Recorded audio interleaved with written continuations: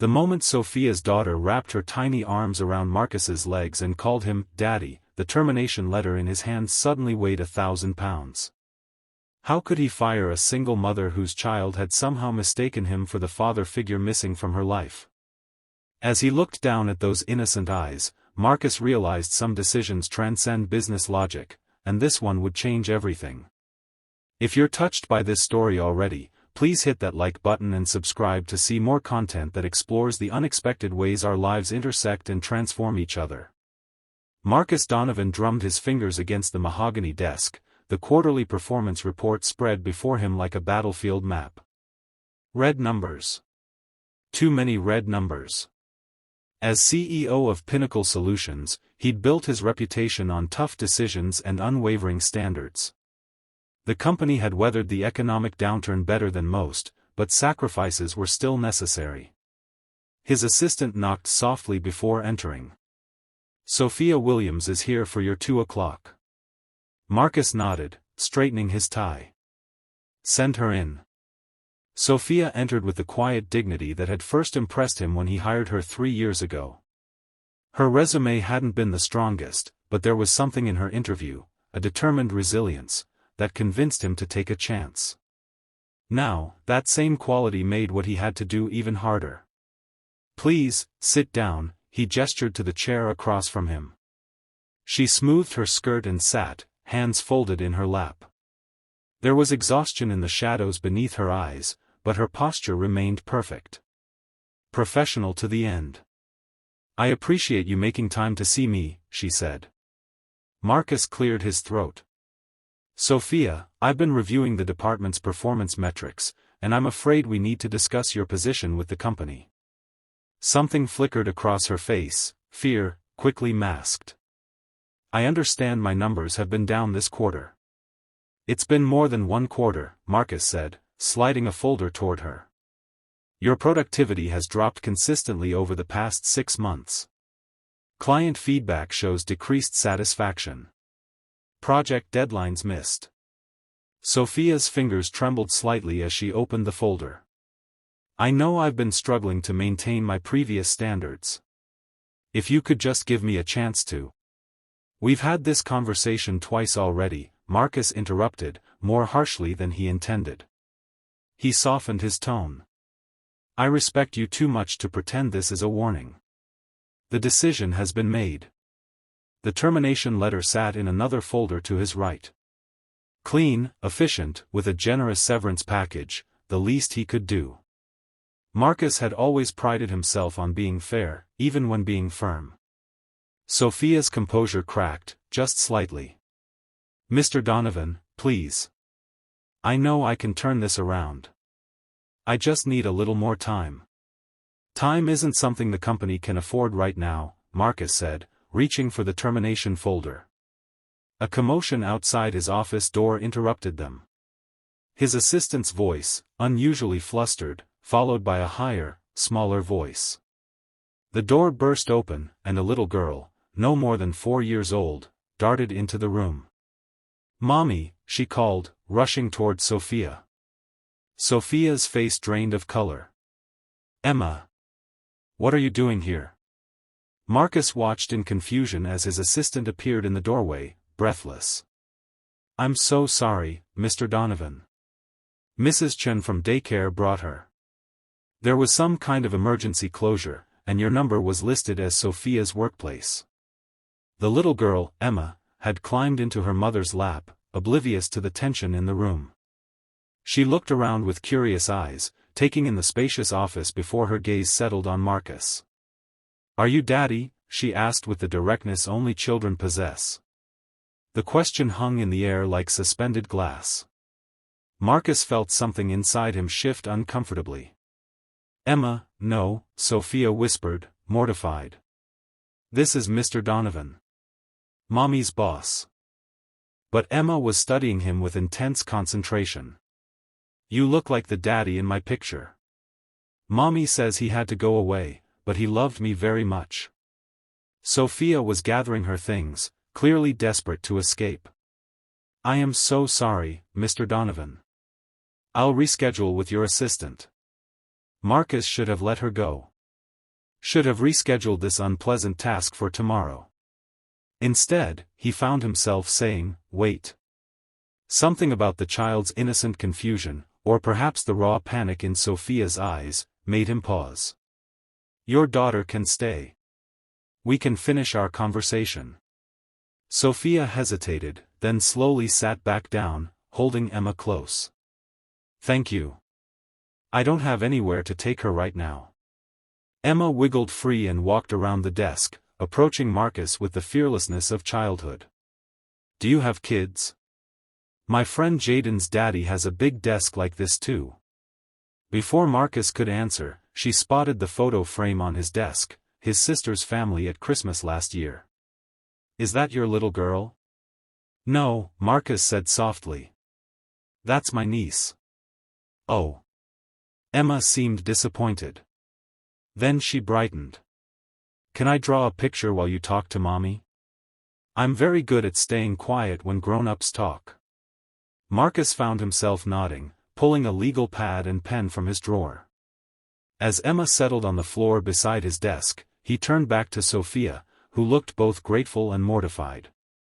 "I'm sorry," she whispered. "Her father left when I was pregnant. Sometimes she imagines things." Marcus nodded, suddenly uncomfortable with the termination folder under his hand. "Sophia, about your performance.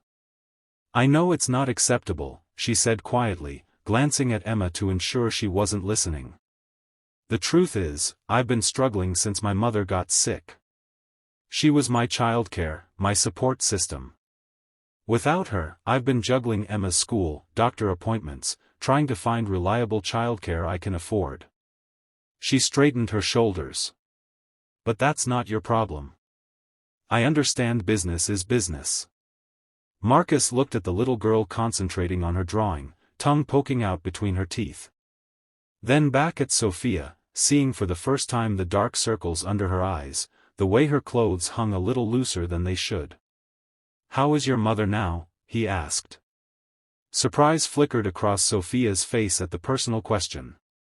"She's stable. The treatments are working, but she can't help with Emma anymore." Marcus tapped his fingers on the desk, thinking. The termination was justified by the numbers. Any business consultant would tell him to proceed. But something else was stirring in him, something that had nothing to do with business. "What if we tried something different?" he heard himself say. Sophia looked up, confusion evident. "Different?" "A 3-month probationary period. Adjusted hours. You can work from home 2 days a week." The words were coming from somewhere beyond his usual business mindset. "We'll reassess after 90 days. Hope and suspicion warred on Sophia's face. "Why would you do that?" Marcus wasn't entirely sure himself. He glanced at Emma, now approaching with her drawing. "Look what I made," she announced, holding up the paper.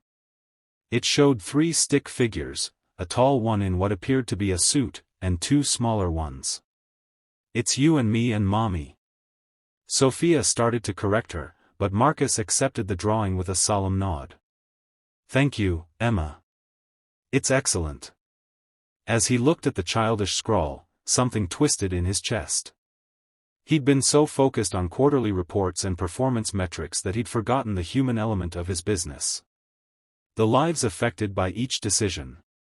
"Sophia," he said, sliding the termination folder back into his desk drawer, "let's talk about restructuring your role." The next 3 months weren't easy. Marcus helped Sophia create a flexible schedule that accommodated her mother's treatment appointments and Emma's childcare needs. He assigned her to a different team, under a manager known for mentorship rather than pressure. To his surprise, Sophia flourished with the right support. Her innovative thinking, the quality that had impressed him initially, re-emerged when she wasn't exhausted from juggling impossible demands. She developed a client retention strategy that actually improved departmental performance. Marcus found himself stopping by her desk more often than necessary, ostensibly to check on her progress. Sometimes Emma would be there after school, drawing quietly in the small conference room Sophia used on the days childcare fell through. Mr. Donovan. Emma would exclaim, always delighted to see him. Want to see my new drawing? He always made time, no matter how many meetings awaited him.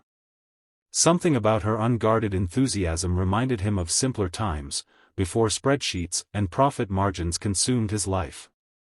One evening, working late, he passed by Sophia's desk to find her staring at her computer, tears streaming silently down her face. "Sophia? What's wrong?" She quickly wiped her eyes. "Nothing. I'm sorry you had to see that." Marcus sat in the chair beside her desk. "Tell me." "It's my mother's medical bills," she admitted after a moment. "The insurance only covers so much. I'm trying to figure out how to make the numbers work." Marcus thought about his own comfortable life, his savings account, the bonus he'd received last quarter. "Let me help." "I couldn't possibly." "Not charity," he clarified. "An advance on your salary. Paid back slowly, no interest." Sophia looked at him with wonder. "Why are you being so kind to me?" Marcus considered the question seriously. "Because someone once gave me a chance when I needed it. And because your daughter reminded me that we're all just people trying our best." 6 months later, Sophia's mother's health had improved enough that she could watch Emma occasionally. Sophia's work performance had not only recovered but exceeded her previous standards. The flexible work arrangement had been so successful that Marcus implemented similar policies company-wide, resulting in improved retention and employee satisfaction. But the most unexpected change was in Marcus himself. He found himself accepting Sophia's invitation to Emma's 5th birthday party. Watching the little girl blow out her candles, surrounded by friends from her kindergarten class, he felt a warmth he hadn't experienced in years. "Make a wish," Sophia encouraged her daughter. Emma squeezed her eyes shut, then blew with all her might. When she opened them, she looked directly at Marcus and smiled a secret smile. Later, as the party wound down and guests departed, Emma approached him with a carefully wrapped package. "This is for you," she said solemnly. Inside was a framed drawing, more sophisticated than her earlier work, of Marcus holding her hand, with Sophia on the other side. "Mom helped me make it nice," Emma explained. "It's us." Marcus felt something catch in his throat. "It's beautiful, Emma." "Thank you." Sophia appeared beside them, looking embarrassed. She insisted. "I hope it's not inappropriate." "Not at all," Marcus said, carefully setting the frame on the table. "Emma, can I talk to your mom for a minute?" When Emma skipped away to play with her new toys, Marcus turned to Sophia. "I've been meaning to ask you something." "Yes?" "Would you and Emma like to join me for dinner sometime? Not as colleagues. As friends." Sophia's smile bloomed slowly, transforming her face. "We'd like that very much."